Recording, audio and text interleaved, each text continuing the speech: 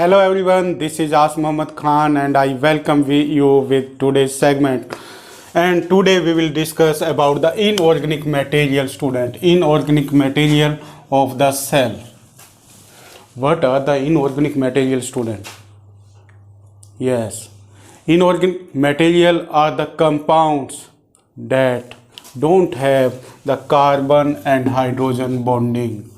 Carbon and hydrogen bonding is absent in them. That's why they are known as inorganic material. And thus, the branch of the science that deals with the inorganic material is known as inorganic chemistry student. So today we will discuss about the inorganic material present in the cell.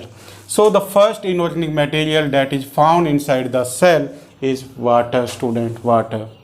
And water is the important component of all the living organism. We can say that without water life is not possible. Like, what is the chemical structure of water? It has H2O, it is the chemical formula, and in this the oxygen is combined with hydrogen like this. And this important component is found in all the cells. And what is the percentage of it? It is found around 70 to 90% inside the cell. And what it does, student? It makes the protoplasm of the cell. Protoplasm of the cell is made by the water. And due to that, it provides the medium to all the biochemical activities. It acts as a medium of transportation, means the substances move from one part to another with the help of water. Because as you know that the inorganic materials like salt, minerals and ions, they are found in the water and they are transported with the help of water only, student. With this, it helps the plants in photosynthesis, means plants move or make their food with the help of sunlight, with the help of water only. Because water helps the plant to make the glucose with the help of this reaction, student, C6H12O6. With this, it helps in the movement, student, means it provides the flexibility to the plant, and with the help of that flexibility, plant shows the both type of movement, independent to growth and dependent to growth. Both movements are shown by the living organism with the help of water. Next important characteristic of water is, student, it maintains the pH of the cell. pH of the cell is regulated with the help of water. Now we come another important inorganic material that are found inside the cell is minerals, salts and ions. And animals take these nutrients in a small amount. That's why they are also known as micronutrients, student. And they cause electric conductivity. Yes, student, the sensation move from one part to another with the help of electric conductivity, like the electricity. Like we have the nervous system, and that nervous system works with the help of iron, student.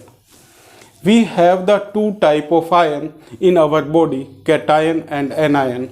Cations are found as calcium ion, sodium ion, potassium ion, magnesium ion and hydrogen ion. Anions are found as hydroxide ion, hydrogen carbonate ion, sulfate ion and phosphate ion inside our body. And with the help of these ions, the electrolytic balance is maintained in our body.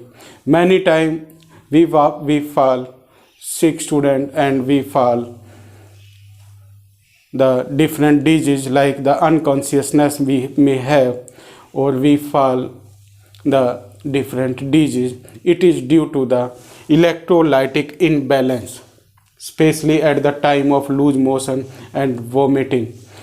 So by taking the electrolytes, like the doctor prescribed us the electrolyte student, and what is found in the electrolytic powder, it is the iron student, and with the help of the ions our body works properly. And what is another important of the inorganic material in our body student, they regulate the pH, and with this there are some important minerals are also found like copper, iron and zinc. And what they do student, they make the prosthetic group of enzyme, means enzymes are made by these minerals copper, iron and zinc. With this there are some important minerals are also found in our body like the sulfur, calcium and phosphorus. And what they do student, they help in the making of cellular structure, means they make the cell structure student. So it is about the inorganic material present in the cell. Now we will discuss about the metabolic reaction and metabolic substances. So student, now we will discuss about the metabolites. What are the metabolites student? They are the organic biomolecules that help in the metabolic reactions. As you know that there are the two type of metabolic reaction, that is catabolic and anabolic. And in these reactions the products that are made, it may be primary and it may be secondary, and the product that are made or that is utilized in the metabolic reactions are known as metabolites. Like there are the primary metabolites that help in the primary metabolic reactions are monosaccharide, disaccharide, oligosaccharide, lipids, fatty acids, nucleotides and nitrogenous base. They are considered as primary metabolites. And the products that are formed after the primary metabolic reactions are known as secondary metabolites, and they are known as pigments, alkaloids, flavonoids, rubber, scents and gums. They are considered as secondary metabolites. Now in the next segment student, we will discuss about the different type of organic biomolecules that are found in the living organism. So thank you very much and have a healthy day.